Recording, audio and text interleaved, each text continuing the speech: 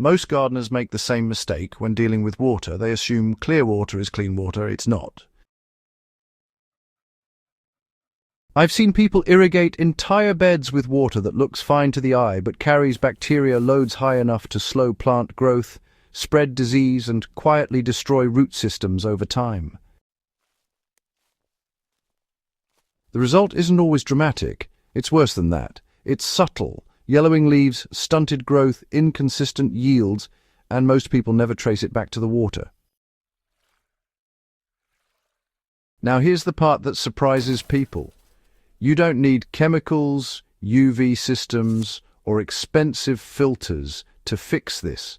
In fact, one of the most effective natural water purification tools I've tested grows wild, costs nothing, and is probably already in your environment.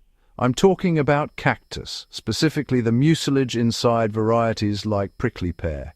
Used correctly, it can remove up to 98% of bacteria from dirty water, not in a lab. I've tested this in real garden setups, soil beds, raised boxes, even hydro systems.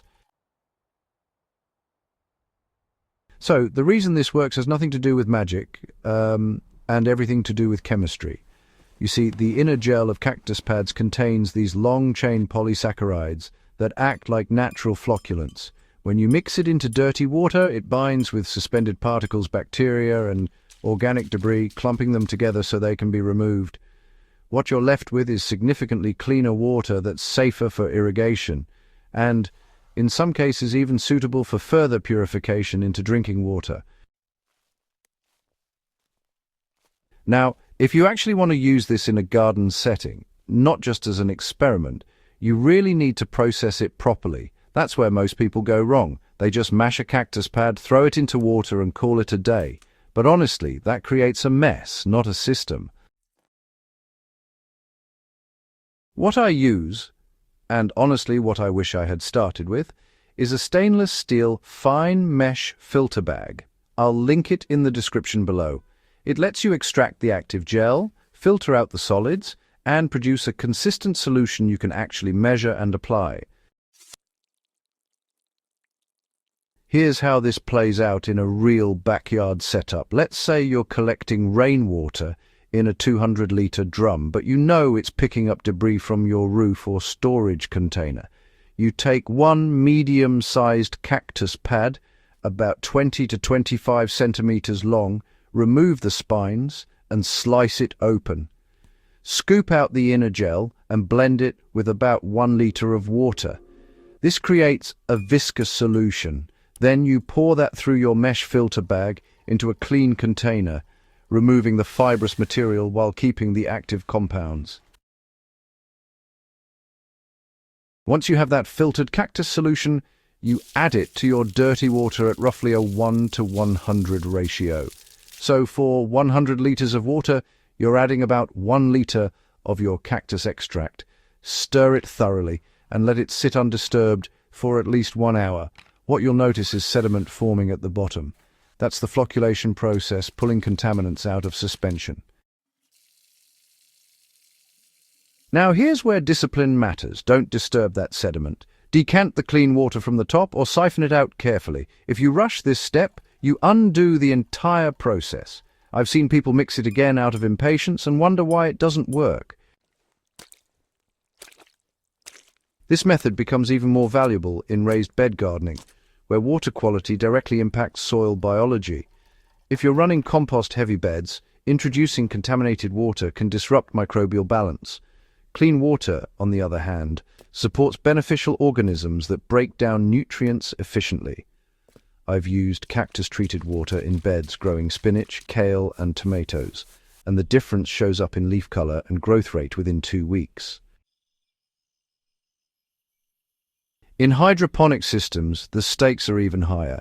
Bacteria in your water can clog lines, promote algae growth, and destabilize nutrient solutions.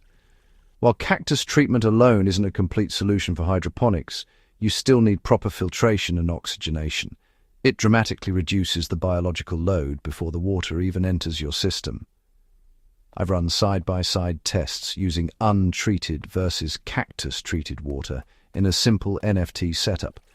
and the treated system stayed cleaner longer, with fewer blockages and more stable pH levels.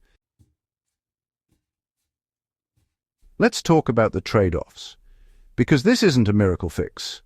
Cactus treatment removes a significant portion of bacteria and suspended solids, but it doesn't eliminate everything. It's not a substitute for full sterilization if you're dealing with highly contaminated water, and if you overuse it, you can introduce excess organic matter into your system, which can actually feed unwanted microbes. That's why ratios matter. Stick close to that 1 to 100 range and adjust slightly based on your water clarity. Another thing most people overlook is consistency. If you're relying on this method, you need a steady supply of cactus.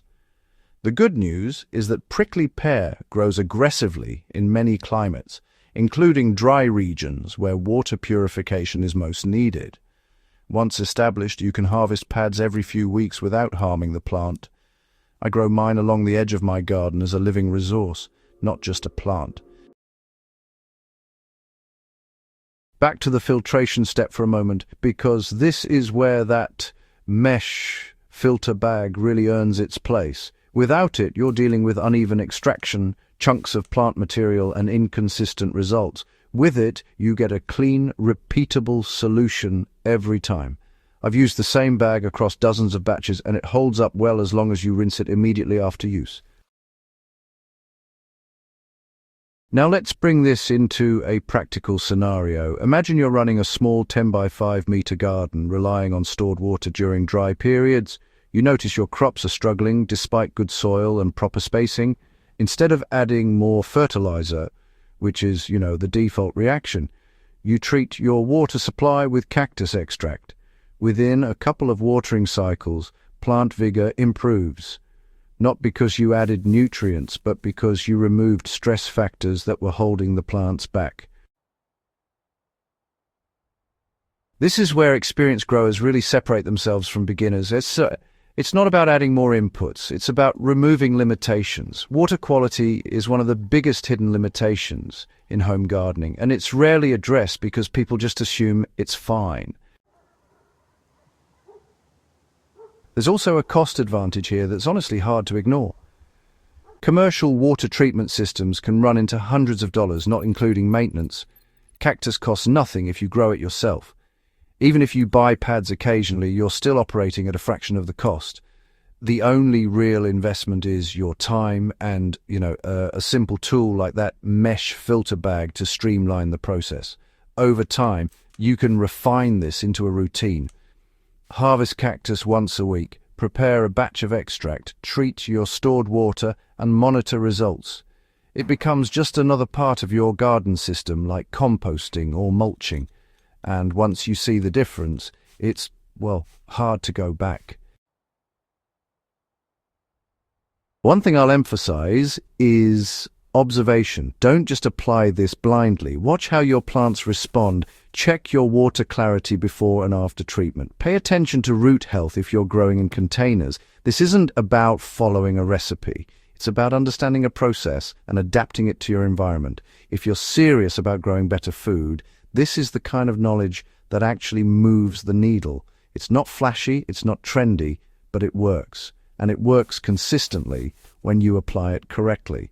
So if you've been struggling with inconsistent growth, unexplained plant stress, or just want to push your garden to the next level, start with your water. Test this method, refine it, and make it part of your system. And if you want a simple way to make the process cleaner and more reliable, that stainless steel mesh filter bag is one of those tools that quietly improves everything you do. If you found this useful, subscribe and share it with someone who's serious about growing their own food, because the difference between average results and exceptional ones usually comes down to small, overlooked details like this. And once you dial them in, even something as simple as a cactus and a filter bag can completely change how your garden performs.